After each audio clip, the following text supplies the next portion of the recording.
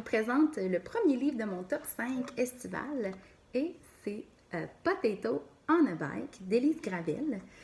Pourquoi j'ai choisi ça pour le thème estival? C'est tout simplement parce qu'il y a un vélo. Ça me prenait une raison pour le choisir, puis j'ai choisi ça parce que clairement c'est un livre coup de cœur pour moi. Donc, Élise Gravel, c'est l'auteure et aussi l'illustratrice du livre.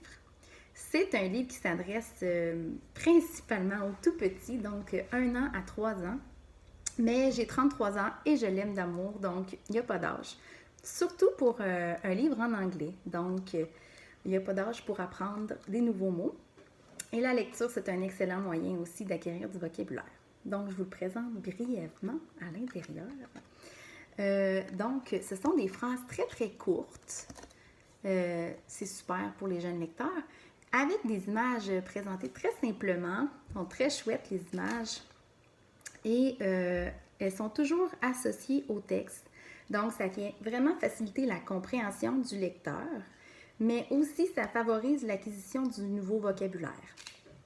Donc, il y a aussi, comme vous avez pu voir, le No Way qui revient à chacune des pages. Et ça crée vraiment un rythme, une belle énergie dans la lecture. Puis, ça incite aussi les jeunes à venir le dire à voix haute et le répéter d'une page à l'autre. Ça conclut le pourquoi j'adore ce petit livre. Donc, le vocabulaire que ça peut amener aux enfants, l'énergie que ça peut amener, puis c'est très, très cocasse. Et je ne vous dévoile pas la fin, donc vous irez voir ce qui se passe à la fin. Je vous présente aussi un petit jeu. Je vais faire ça très, très rapidement. Donc, le petit jeu qui est associé au livre, ça s'appelle Une patate à vélo. Moi, j'ai la version française que Nadia m'a prêtée, mais je suis certaine qu'il se fait aussi en anglais. Mais de toute façon, tout est vraiment très facilement transférable pour faire des activités pour acquérir du vocabulaire en anglais. Donc, on a une petite planche de jeu, on a une petite patate, et la petite patate doit se déplacer pour se rendre à la fin. Donc, si on joue en anglais, on peut avancer en disant les chiffres en anglais, évidemment. On a aussi 2 paquets de cartes. Il y en a un qui présente des personnages et un autre paquet qui présente des actions.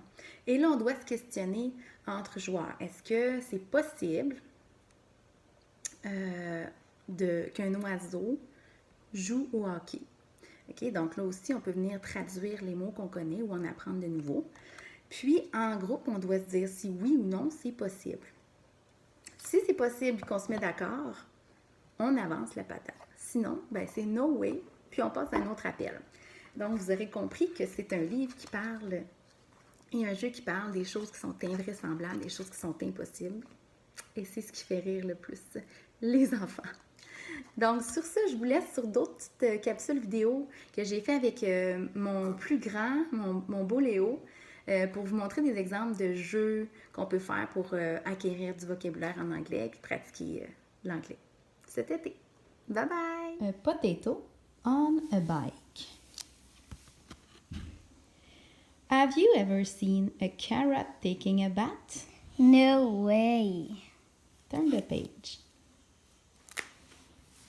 A broccoli that can count to 10? No way. A flying toothbrush? No way. Poop wearing glasses? No way. Okay, where is the cookie? Where is the cupcake? Where is the carrot? Good. Where is the potato on a bike? Good. Yes. And the cookie. Yes. What's this? And the. It's a In the cupcake. cake. In the carrot. Yes.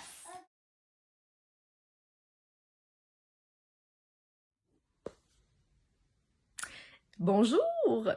Le mois de juin lance officiellement la saison des petits et des grands bobos.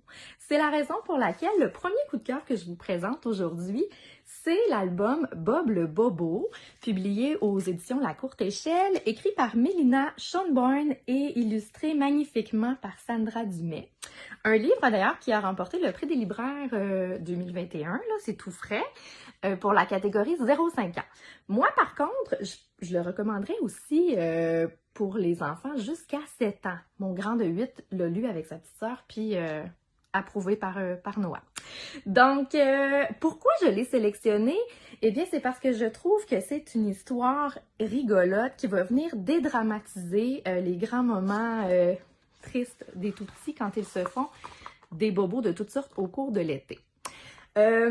Donc, d'ailleurs, l'histoire de Bob, le bobo, Bob cherche désespérément un corps sur lequel élire domicile, un corps de blessé. Finalement, il va faire la rencontre d'un gentil petit garçon qui va le porter sur son genou quelques jours. Et la partie que je préfère, c'est qu'on prend le temps d'expliquer à quel point le nettoyage des bobos et les changements de pansement tous les jours créent un grand bonheur chez Bob. D'ailleurs, les pages de garde sont magnifiques, hein, où on voit toutes sortes de pansements.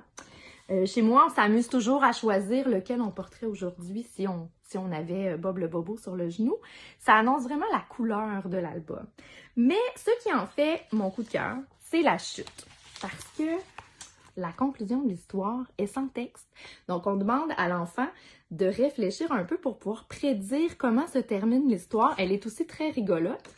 Et moi, j'adore les auteurs qui font honneur à l'intelligence de nos enfants, même chez les tout-petits. Alors, je vous le conseille fortement à laisser traîner tout près de la trousse de premiers soins cet été.